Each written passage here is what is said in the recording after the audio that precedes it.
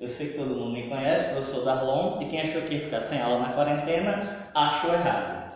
A gente vai começar e a gente vai rever a última aula que nós tivemos, certo? Foi da página 7 a 9 do nosso livro.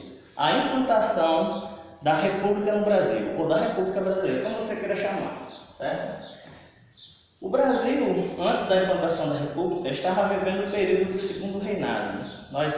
Eu sei que vocês sabem que nós tivemos um período de reinado, o único país das Américas que teve um reinado, na verdade dois, foi o Brasil, né? Nós tivemos nosso primeiro reinado, o período em que Dom Pedro I governou, e logo em seguida nós tivemos o segundo reinado, o período do governo de Dom Pedro II, quase 50 anos de governo.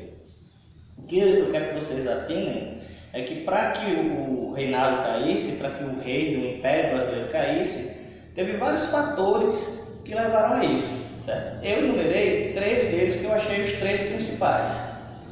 Então nós temos aqui o reinado de Dom Pedro II, e esse reinado se sustentava em 3 pilares. Certo? O primeiro pilar, a igreja, e quando a gente fala de igreja, entenda-se a igreja católica. O segundo pilar, os latifundiários, donos de terra, fazendeiros e, em especial nessa época, os produtores de café. Aqui se tornou, no momento do segundo reinado, era a principal riqueza do Brasil. E em o terceiro pilar de sustentação do governo era o exército.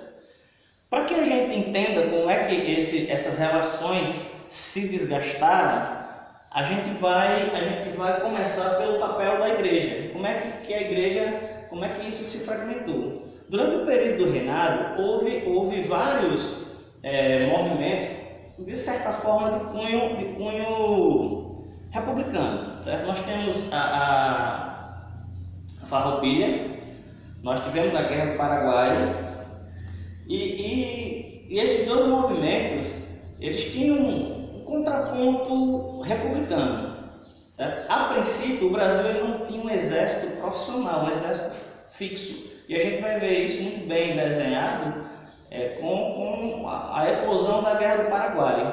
Em 1864, quando o Brasil entrou de fato na Guerra do Paraguai, ele teve que organizar seu exército. E pela primeira vez a gente viu negros e brancos lutarem lado a lado. Então até coloquei aqui, o sangue é vermelho de negros e de brancos. Então soldados brancos e soldados negros morriam do mesmo jeito e lutavam da mesma maneira. O exército começou a ver esses homens de maneira diferenciada. Alguns negros conseguiram sua liberdade e, além disso, eles tiveram contato com outras nações que já era uma república consolidada. Haja visto que vocês precisam lembrar que o Brasil foi o último país da América do Sul que realmente tornou-se república, tornou-se uma democracia. Certo? A Guerra do Paraguai aconteceu em 1864, como eu falei para vocês, e durante todo esse período a igreja ela tinha um papel importantíssimo na união do Império. Né? Vocês têm que ver que o reinado brasileiro ele era fundado na fé católica. E naquela época as coisas não eram bem como são hoje. Né? Vocês têm que lembrar que a Constituição de 1824, instaurada por Dom Pedro I, ela garantia ao imperador o poder moderador.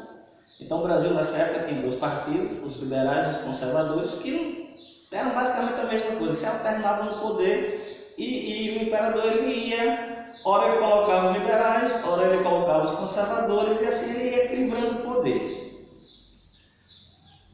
Tem um fator importante aí que a gente tem que lembrar, que é o seguinte: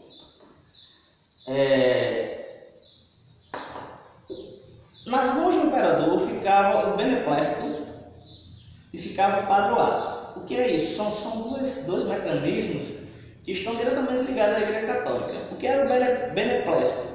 O Papa ele dava uma determinação, mas cabia ao imperador ou não, atender ou não a essa determinação.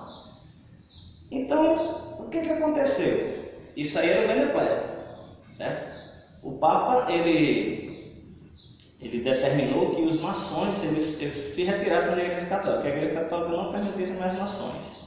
E se a gente olhar direitinho a história, Dom Pedro I tornou-se, é a figura central da maçonaria no Brasil. Isso provocou dentro da igreja, como é que eu vou dizer, um ranço, porque assim, o Papa dizia uma coisa e o imperador dizia não. Mas aí a gente tem que lembrar o seguinte, naquela época o imperador também tinha um patronato. O que significa isso? Era o imperador quem escolhia os bispos. E era o Estado quem pagava os salários dos bispos e deu para os padres. Então, quando o Papa diz, olha, tem que tirar os maçons, e o imperador diz, não, os maçons continuam, então o bispo de Belém, certo? E o bispo de Olinda, Dom Vital de Oliveira e Dom Antônio de Macedo se recusaram a atender as ordens do imperador. Foram presos, não cumpriram pena, mas isso desgastou a imagem do imperador perante a igreja. O imperador ficou mal visto pela igreja por isso aí, e isso aí já enfraqueceu o poder do imperador, certo? Nós, até então, o império conseguia se manter, mas aqui ele estava com essa, a relação do imperador com a igreja ficou desgastada. Então nós partimos para um segundo momento, né? O exército já não era mais o mesmo exército. A partir de então nós tínhamos aí filhos de latifundiários que estavam dentro do exército. Quando eu digo dentro do exército, não entenda-se soldado. Soldado era o povão. Eu falo dos oficiais, cadetes, tenentes, coronéis. Eles eram filhos de latifundiários. E eles começaram a flertar com o movimento republicano. Certo? Na cidade de Itu, em 1870, foi fundado o Partido Republicano no Brasil. Há muita conta-gosto do imperador, com certeza. Vocês estão vendo como as datas estão próximas umas da outra. Certo? O exército, naquele momento vivia um período difícil, tinha pouco tempo da Guerra do Paraguai, certo? E os soldados com baixos soldos, oficiais com baixos soldos, os quartéis sucateados, e os soldados agora eles estavam querendo adentrar na vida política e conseguindo os brechas, procuravam levar aquela rigidez dos quartéis para dentro da política, certo? Em 1888, vocês devem saber que foi o período em que os escravos foram libertos do Brasil. Houve a abolição, assinatura da Lei Áurea pela Princesa Isabel, e isso acarretou de fato um mal-estar muito grande dentro dos latifundiários, os proprietários de terra e produtores de café, quem realmente detinha o poder, quem realmente detinha o dinheiro dentro da colônia. Haja visto e notem com atenção que apenas um ano depois, em 15 de novembro de 1889, foi dado o golpe militar que tornaria o Brasil uma república, certo? Porque muita gente vai ficar assim, não foi golpe, foi um golpe. Por que foi um golpe? Porque foi soldados aquartelados com canhões, tomaram as arduras, tomaram a capital. Mesmo que não teve apoio popular, na verdade o povo nem sequer se deu conta do que estava acontecendo.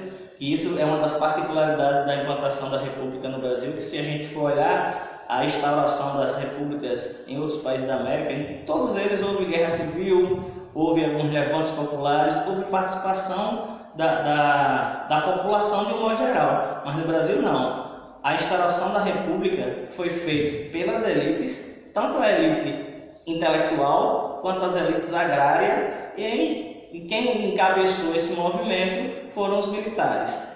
Na nossa próxima aula, a gente vai falar sobre o positivismo, que foi a filosofia adotada pelo Exército Brasileiro, que foi posteriormente implantada na República Brasileira. Então, galerinha, a gente se vê, não sai de casa, seja responsável, tome seus cuidados devidos e vamos dar uma estudadinha, viu? Até a próxima.